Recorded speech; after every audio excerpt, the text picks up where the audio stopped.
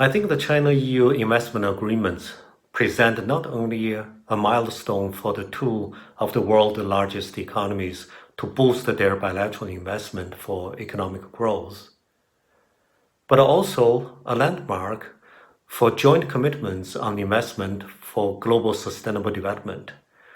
And that includes environment and climate change. And this is the first time, I think, that China agrees to such ambitious provisions in a major economic treaty. I believe China-EU investment agreement will improve the transparency, stability, and predictability of the business climate on both sides. And this is amid the rising protectionism and escalation of global geopolitical tension. It can boost the business confidence in trade and investment for the global recovery from the economic crisis.